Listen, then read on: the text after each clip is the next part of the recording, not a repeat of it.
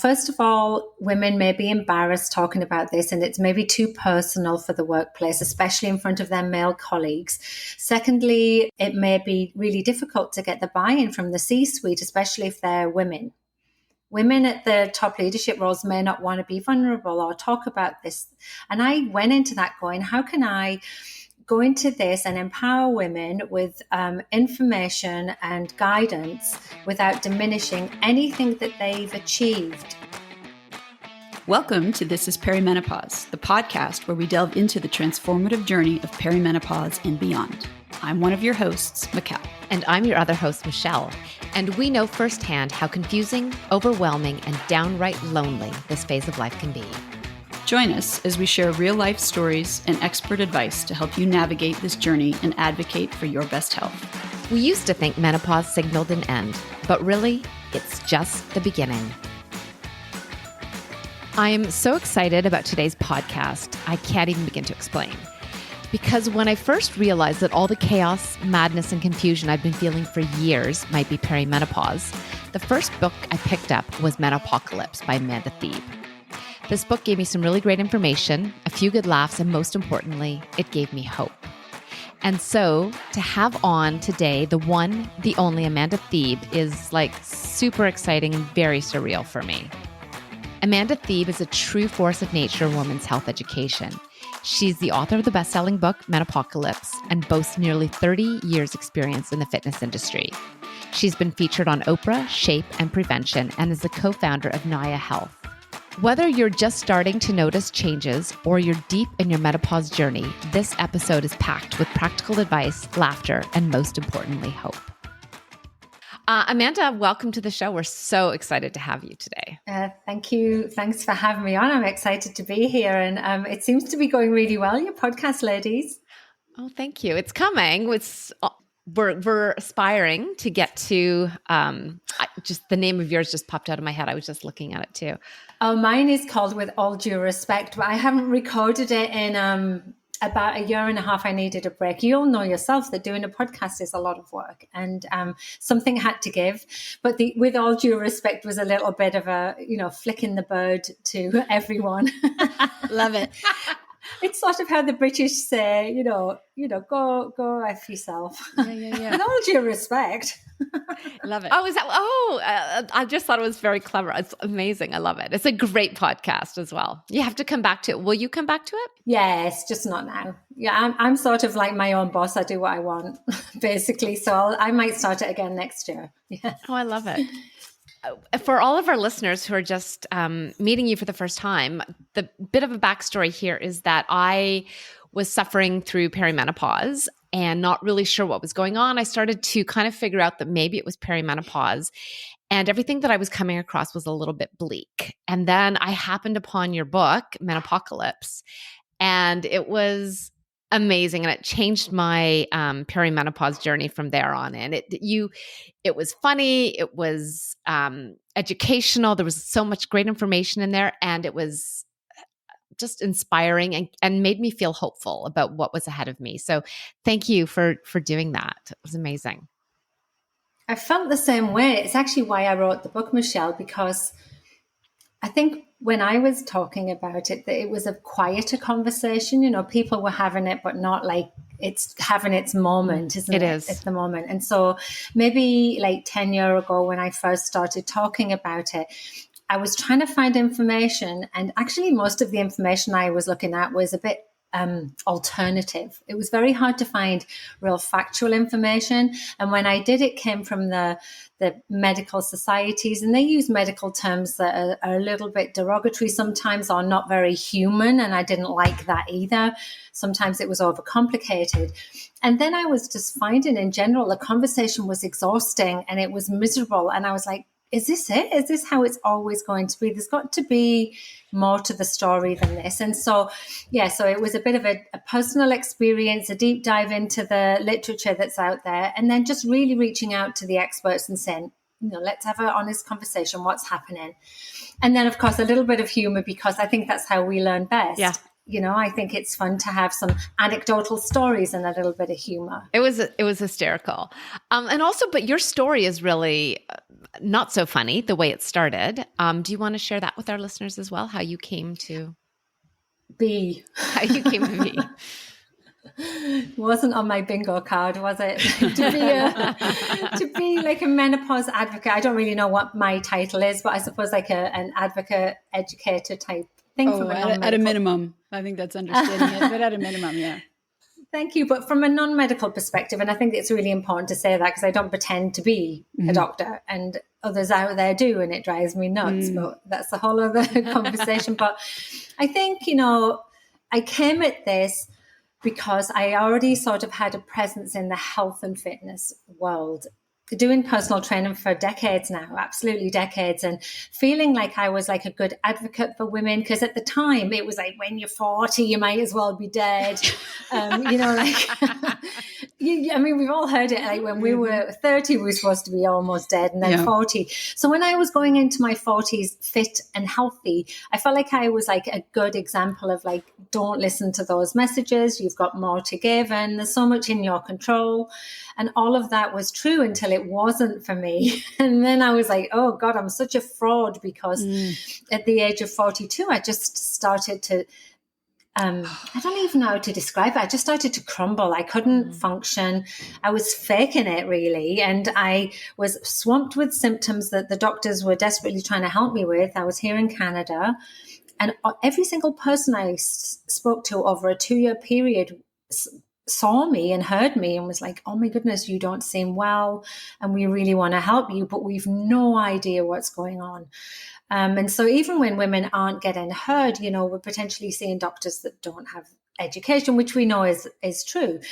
2 years into this journey of feeling dreadful, I saw a gynecologist who told me, you're in perimenopause. And I was like, what? That's perimenopause? I've never heard of that.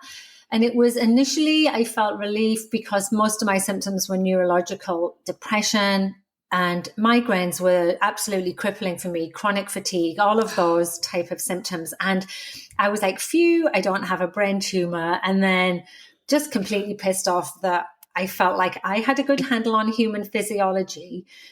This part of my life had completely escaped me. And then I sort of sat back and thought, well, if it's happening to me, I'm assuming it's going to happen to other people. Maybe you even don't have like my level of education or like expertise type thing. And so then I started writing about it just from a pissed off standpoint, going, this isn't right. No one told us this, blah, blah, blah. And it sort of garnered quite a lot of interest.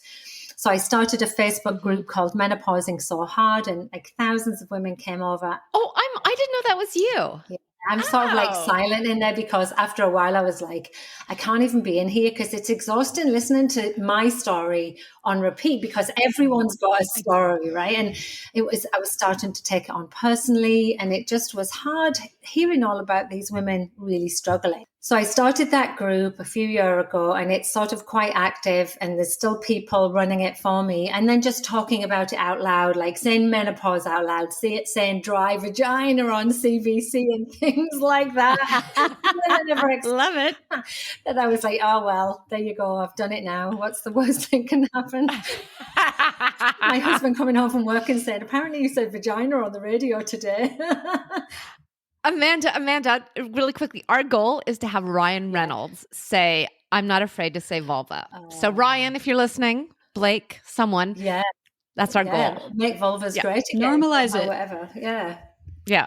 Anyway, sorry, continue. I didn't mean to cut you off. And then I just really started I followed a few doctors that have come and go in my life in all honesty, because I've watched doctors really be advocates for women and then really start to bring it to a bias to suit almost a business need and lose their almost like ethical nature and be like hormones for everyone and almost like, and this is all of the wonderful things it can do, instead of sticking with the science, which is what I really like. And so anyway, I ended up writing the book Menopocalypse, and it was mainly because I moved to Texas for 4 years and I didn't want to restart my personal training business. I just thought I don't want to do that knowing it's a temporary move.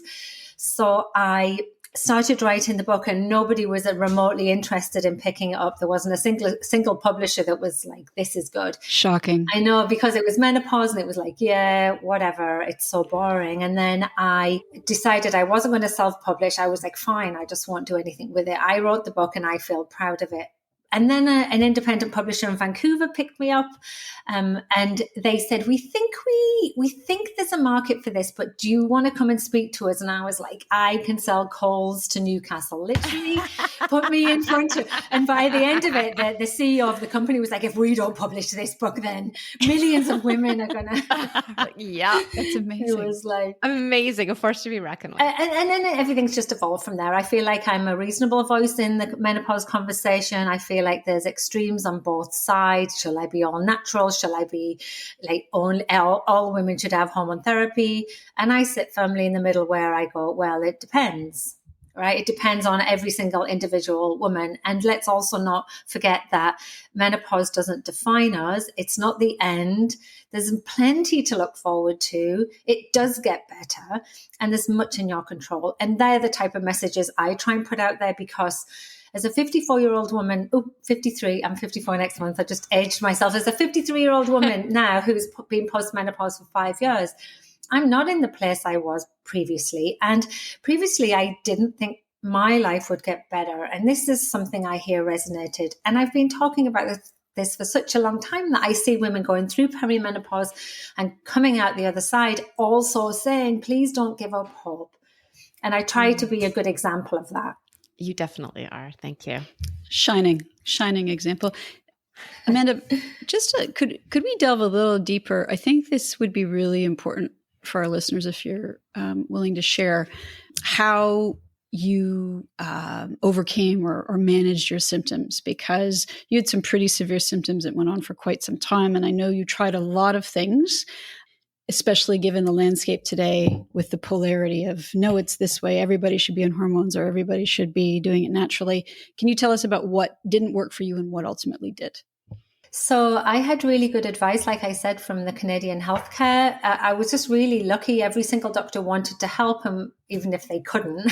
And then when I eventually saw the gynecologist, he's this old guy who's like seen it all before, and he's like, this is what you're going through. And he diagnosed, after some time, depression, migraines with aura, like a vestibular migraine. I had them almost chronically. Like I had maybe 6 days a month where I didn't have a migraine or the aura.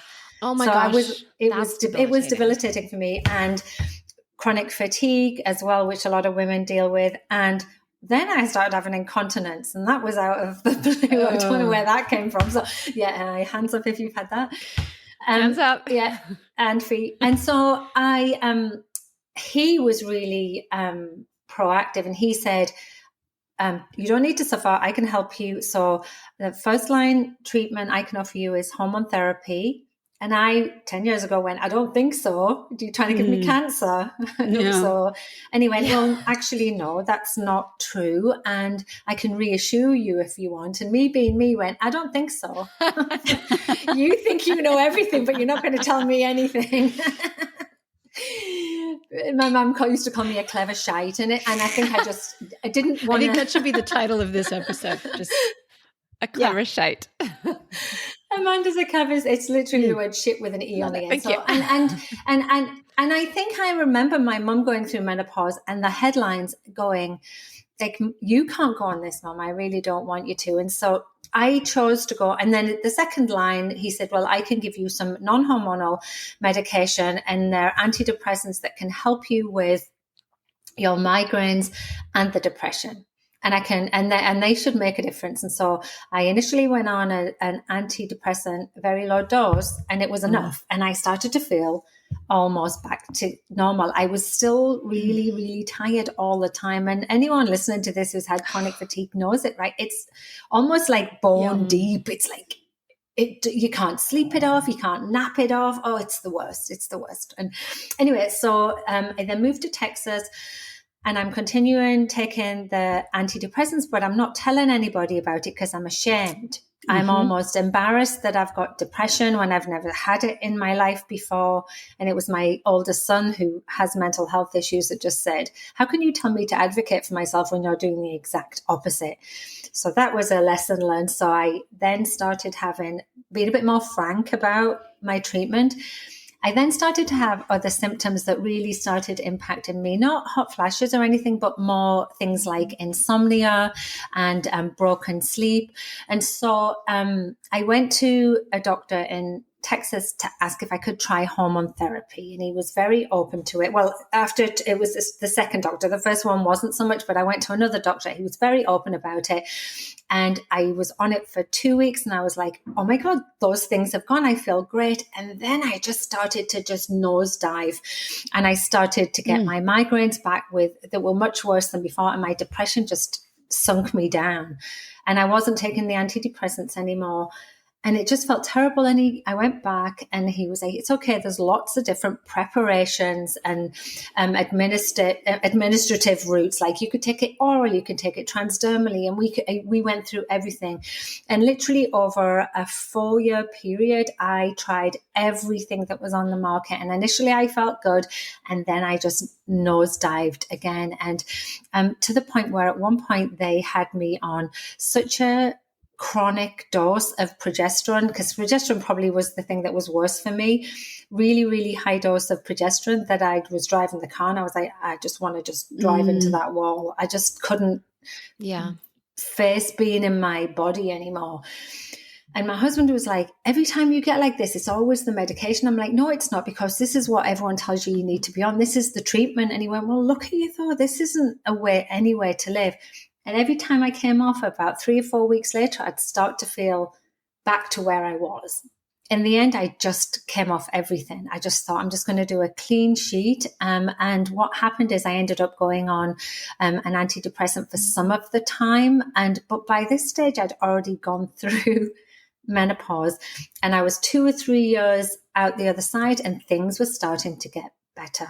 And I think that was something I didn't expect. I think when I was going through all of these 5 or 6 years of having a terrible time finding a treatment option, I just kept thinking, well, is this going to be my life for the rest of my life? Is this how it's always going to be? Because nobody was telling us that things get better. And when I started digging statistically, it does. Most women, their body starts to readjust in that 3 or 5 year window after.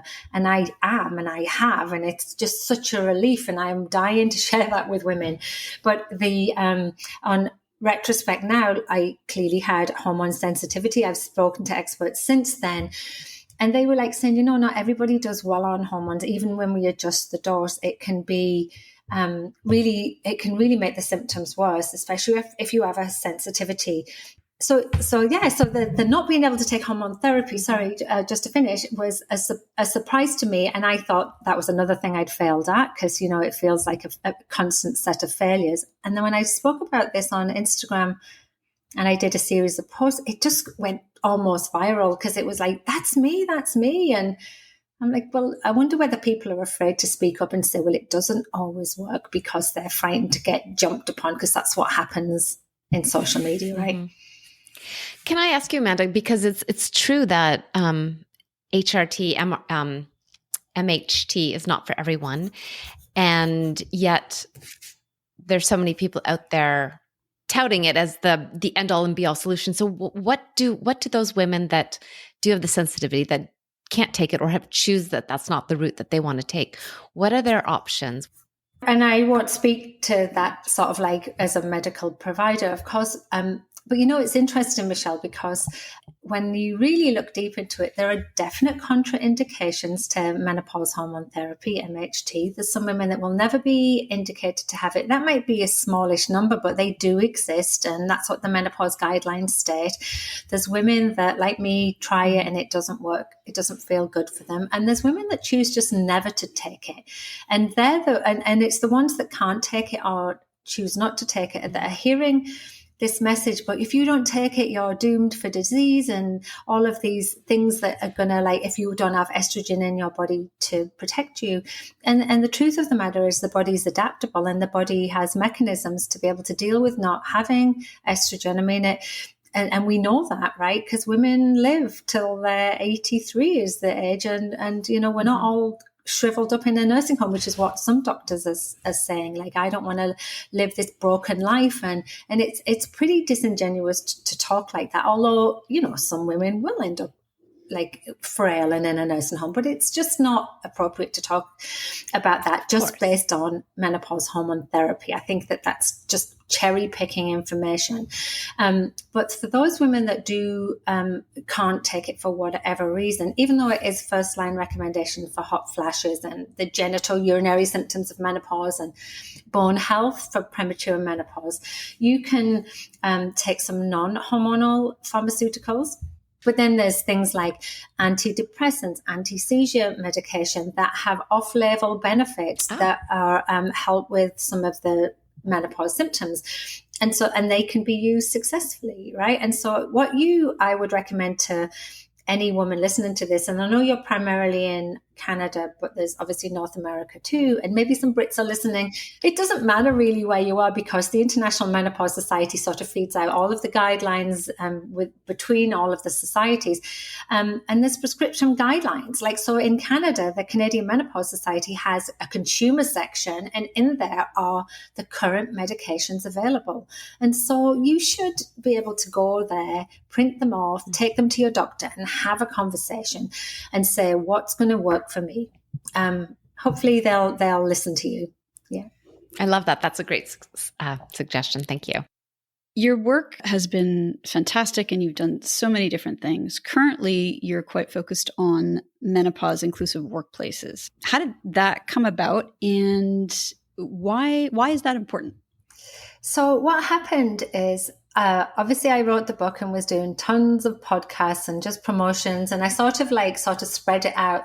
I didn't do them all at once. It was always filtered out. So I felt like I was like this constant reminder in people's feeds that I was doing a podcast. And I've garnered quite an interactive and loyal following. I actually think I really love my following, because they're not just people that are following me. They actually want to talk about things, and they're engaged, and I really like it. And the first couple of talks I did were in Newfoundland for the Department of Fisheries and Wildlife for the federal government. And it was literally because one of my followers, who is now a good friend of mine, was like, would you be interested in coming to speak to the wellness department? Because most government agencies have a wellness department, a lot of female-led wellness groups as well.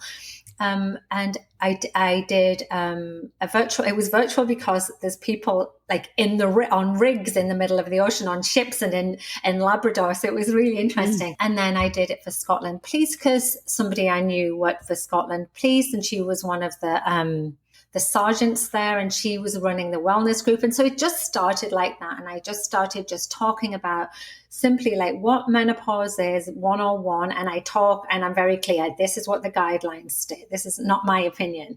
And then I talk about some of the symptoms and the treatment options. And then I talk to them about what workplace impact menopause can have, especially being untreated. And because of the fantastic work of the Menopause Foundation of Canada, and I'm sure you ladies are well aware of Janet and Trish, I use a lot of their work and obviously credit them. And just to put a financial number on the impact of not having workplace policies or workplace awareness for menopause, it's costing companies money. And that gets people's ears pricked up. And so anyway, I just started doing those, and then it was word of mouth. And I've done tons now. And I've been doing them for the United Nations, for UNESCO. I've been doing them for some of the indigenous population. I've really had a ball with it, right? And so it's ranged from non-for-profit all the way up to big corporate businesses. And I'm just going with the flow. Like, I literally have no business plan. I just am like, what shall I do next? But no, seriously, I just honestly put it under the umbrella of advocacy, because if somebody wants me to talk about it, then I will. And I think that it's successful, and I think it's working, because when I go in, solution driven. Like, I'm a coach, right? So you know what this is I'm talking about, right? You don't just want to go facts. You want to you want to say, and then what can I do about it? What do I take away from this? And so whether that's lifestyle interventions, which I do focus on a lot, because that's things that women can control, whether it's allyship within the workplace, like getting the guys on board about this, like talking about it, being uncomfortable, creating resources in the workplace, creating, just like maybe a coffee morning chat or a menopause champion. There's tons of different ways that we approach it. And it's been really successful. And I typically am doing follow-up presentations with these companies as well, because women want it to be topical. It matters to them. Yeah, I think the work that Trish and Janet have done at the Menopause Foundation of Canada, I think the conservative estimate in terms of productivity loss for the Canadian economy alone is $3.5 billion a year. Yeah, it's eye-watering, isn't it? It is. And yet, I would bet that there are still folks who are hesitant, or we've interviewed women who said, I'm not ever bringing this up in the workplace because I don't need to give anybody another reason to discount me or to, overlook me for a promotion. How do you help people overcome that perceived, and perhaps it actually is, but double-edged sword? I think it's perceived, Michaela. I really do, because it's sort of not the experience I've had, but I obviously went into doing these talks with the awareness that, first of all, women may be embarrassed talking about this, and it's maybe too personal for the workplace, especially in front of their male colleagues. Secondly, it may be really difficult to get the buy-in from the C-suite, especially if they're women. Right. Women at the top leadership roles may not want to be vulnerable or talk about this. And I went into that going, how can I go into this and empower women with information and guidance without diminishing anything that they've achieved in the decades to see women at the top of their game? And I've found it I haven't come across that. I've been so surprised, thankfully. And to the point where if there's ever guys in any of the talks I do, and I always think they should be invited, or they're almost exclusively there. It's usually guys from HR, but whatever. I've had the Chief Constable of Scotland on presentations. Yeah, they're always the first to ask questions. We had no idea, what can we do to help? What's our role in this? And so you'll be really surprised about how supportive it is. And when it comes to sort of like the mockery and the diminishing comments, that's something I bring up as well. I talk about how that type of how sexism, ageism, and menopause are intertwined, and we have to make sure that we change the narrative on that. And when there's guys listen to how diminishing it can be to be the butt of jokes about menopause, so far I've found that they've listened. And then the last part of it is having the buy-in from the female executives. And I'm talking about, they've phoned me and brought me in to do these talks. They've got up on the stage and they've said, I want to tell you that menopause sucks, and I have about 30 hot flashes a day, and sometimes I don't remember your name, and sometimes I don't remember what I'm going to talk about. And it's just the most, I don't think they truly appreciate how impactful that is for their employees, because they've just opened the door to making this a normal thing. Other than coming in and having you speak at their company, how can an employer create a menopause-inclusive workplace? What does that look like to you? I think it's simple. And I think all of these things are always simple, but that's me. I'm very practical. What are the easy things that we can do? Well, first of all, I think that you need to let people know in your workplace that you have a dedicated menopause resource section, whether that's just a bunch of links that send you to the menopause societies, or podcasts like this, or books like mine, that having a menopause go-to person, like somebody maybe in HR who's not going to ask you personal questions, but you can go to them and say, I'm struggling. Bob's eating popcorn and I want to stab him in the eye with a pencil. What am I going to do? I'm not productive. And having that person say, well, would it be helpful if we give you a quieter room or a cooler room? Or do you want to do hybrid hours? And these are things that we know work. We know that if they're ignored, they impact productivity and absenteeism. So having somebody for a person to go to and say, I need a little bit of help. Mm-hmm. And it also falls under the mental health umbrella as well, as we know, right? And then suggesting that they fill their own knowledge buckets by having maybe a wellness room with a few books in there, or having guest speakers in, and just constantly talking about it in their communications. Do you know that you can come to us and we have resources here? I mean, that's to me the basics that you can do. And then we're talking down to the more company specific things where it might be better uniforms that are breathable, like the police force stopped women wearing polyester blouses and gave them. Thank God. I know. They used to wear men's uniforms, for Christ's sake, right? But I mean, now they're in breathable. Well, some of them are in breathable shirts. Right down to policy change, right down to change in healthcare, payouts and stuff. So it depends, but there's lots companies can do. And again, the Menopause Foundation of Canada have resources in there. They have guidance on how to create a blueprint. I think creating a playbook or a blueprint is something that's harder to do for companies. I've had to go back. I always speak to them after my talks. I always go back and say, what else can we do as a follow-up? And you don't want to lose the momentum. And so there's some basic things you can do, and then there's more complex things you can do from a policy level. I love that. That's fantastic. Amanda, what has surprised you most in your work on menopause-inclusive workplaces? So the guys, I think, I do often get questions like, what can I do? What happens if someone says they're having a hot flash? Am I supposed to go ignore them or walk away? That's a good question. I know, so how can guys get involved in this conversation? Well, I did do a TEDx talk on this. Should men talk about menopause? And it came because there was a doctor on social media who was slagging off young male trainers, saying things like, they're only 20 and they're men, they shouldn't be talking about this. And I'm like, why shouldn't they? Why can't we create this group of allies that really are wanting to help women, right? And so in the workplace, I say to guys, first of all, it's okay to be uncomfortable.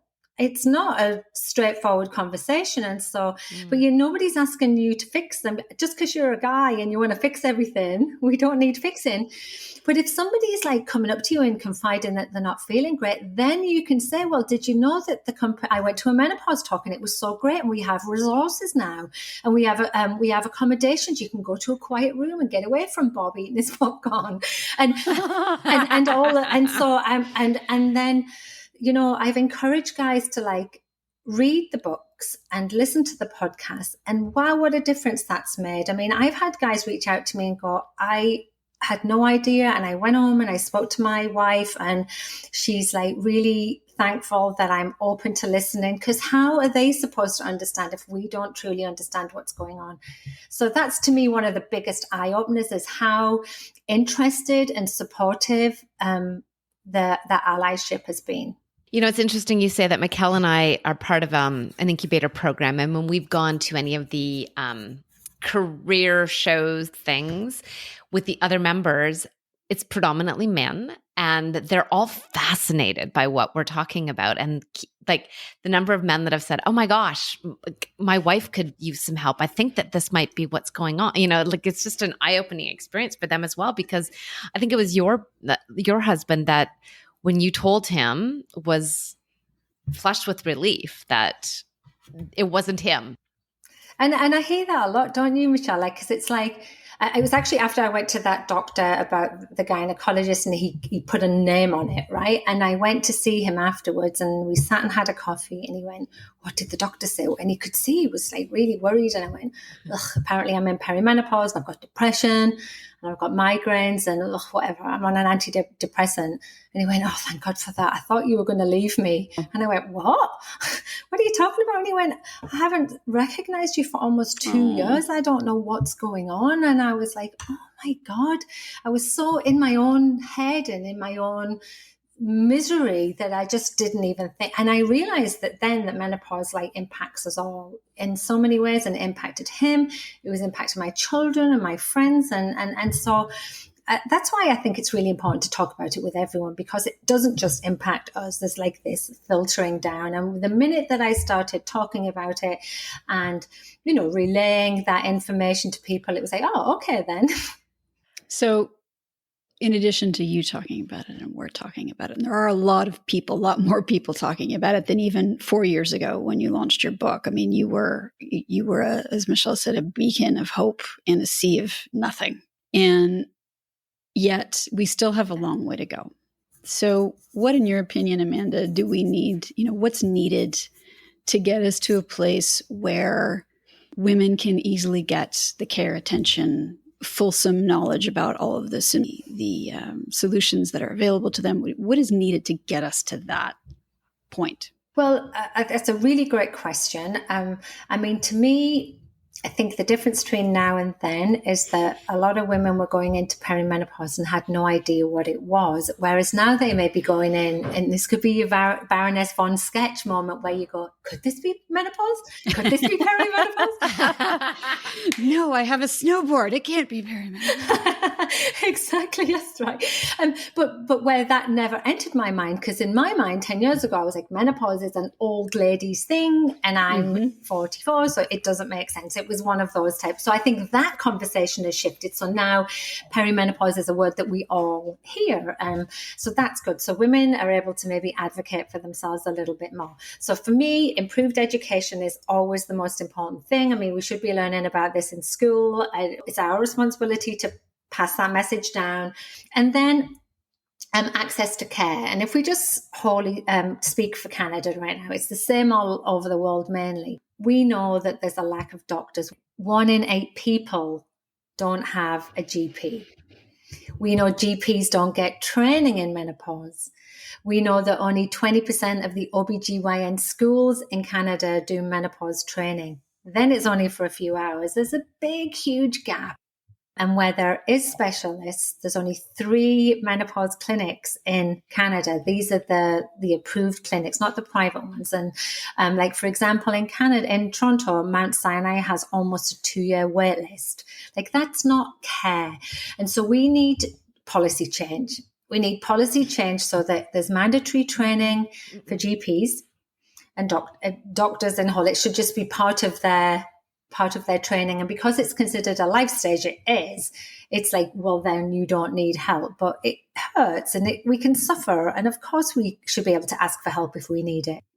And then I'm a co-founder. I know we were going to talk about this, of Naya Health. And that's another way for us to give access to women on a scalable level. And so what we're trying to do with Naya, and we're going through a trial phase at the moment, like a telehealth access to menopause care. But I don't just mean you go online and you get a prescription, because that's not what menopause care is. Menopause care is having an assessment, understanding your risk factors and your lifestyle. Menopause is complex. And so we have an hour with an assessor who is a healthcare provider that isn't a GP, a nurse practitioner, or a pharmacist.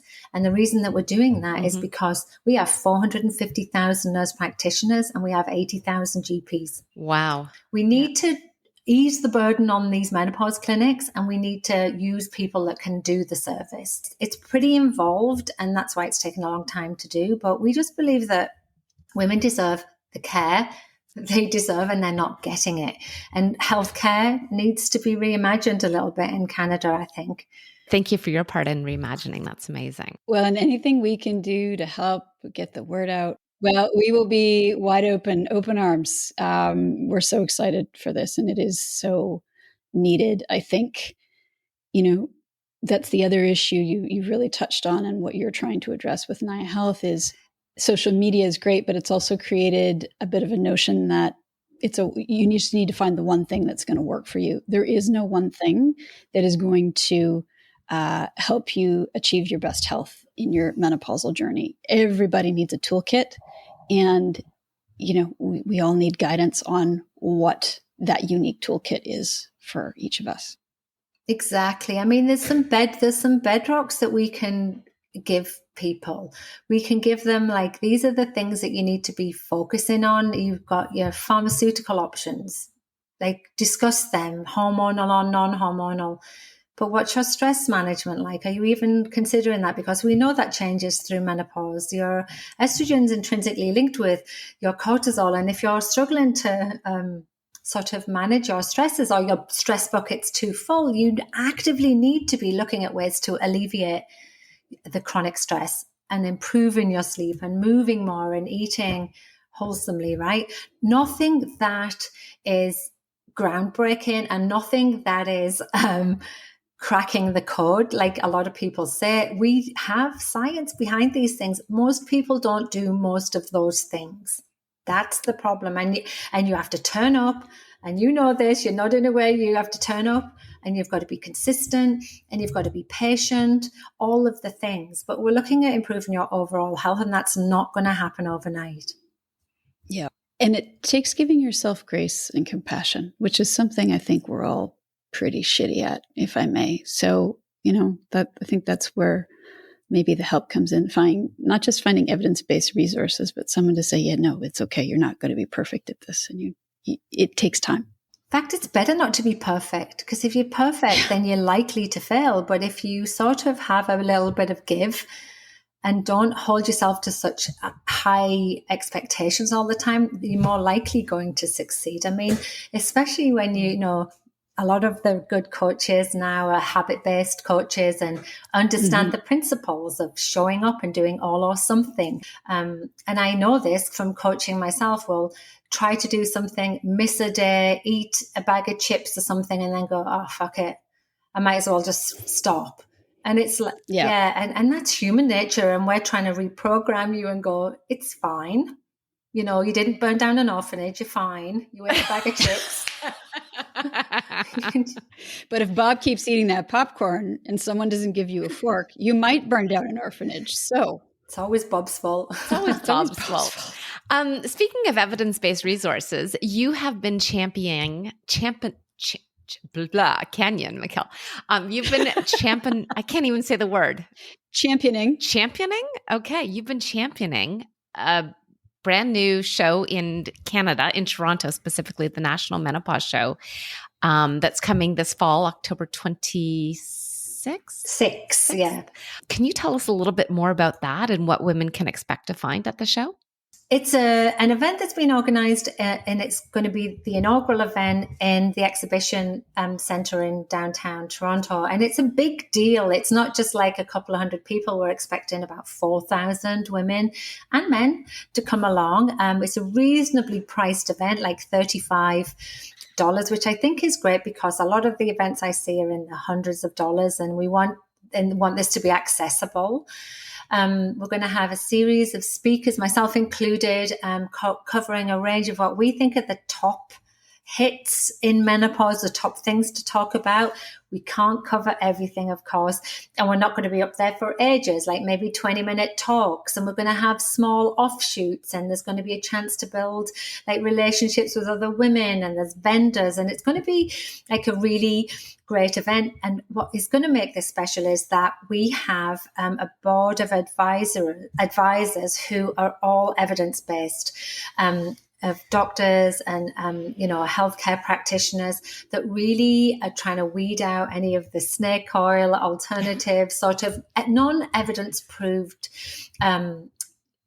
science. Well, it's not science when it's not evidence-based, but, just the things that we see out there on social media. I'm having a moment as well, Michelle, with my words there. We'll call it our double menopause moment. But the idea is, though, for this event, again, is that women come and they may have questions and they leave there with answers to those questions. We don't want them coming and just thinking, well, that was a waste of time. I don't know what to do next. We really want them to walk away going, okay, now I know what to do. Now I know where to get resources. And so, there's some really great speakers. And it's I'm sure you'll put the link in the show as well. Absolutely, we will. And we're actually going to be giving away some tickets too to our loyal listeners. So stay tuned for those details. Awesome. Yeah, that's we bought a awesome. bunch. Yeah, I think it's going to be incredible. And the women that we do know that are participating already are incredible. And some of them have been on our podcast, and we're really excited. So can't wait to meet you there. Yeah, I think so. And this is going to be the first of many. It's going to be a national show. That's the whole point, that will go across the country. So therefore there'll be new speakers coming up. And so, I think it's just a really great opportunity to put menopause firmly on the map in Toronto. Yeah. Amazing. What, maybe before we wrap up, Amanda, what's the one thing you want every woman to know about perimenopause? So when I was in the thick of it, and I'm sure you both echo this, I remember waking up and looking at myself in the mirror and just seeing like a deadness in my eyes, like feeling as though I'd lost myself. Like I didn't recognize myself. I didn't like myself. I just felt like my body had turned against me. And I just remember thinking, is this how it's always going to be? Is this my life now? And I didn't help my depression. And it was then I actually needed to flick the switch, because I couldn't have got much lower. I needed to, turn that around. And then it was sort of then that I started making the steps forward, thinking, what can I do to really thrive through this? What can I do to really sort of step forward and lean into menopause instead of fighting everything that's happening to me? And so that's what I would just say to women, like lean into it, like get educated, find out the best treatment for you if it's needed, really start taking care of your health, but stop fighting the inevitable, because you're lucky to be going through it. I love that. Thank you. Amanda, thank you so much for all of the work you've done, for all of your efforts to help women not go through what you did, what we did. It is so important, and we know from experience that it's a lot of work and it's not always easy. So thank you for forging ahead, and we look forward to all the great things to come that you're working on. Thank you. Thank you so much for those kind words. And I am looking forward to meeting you both, and best of luck with the podcast.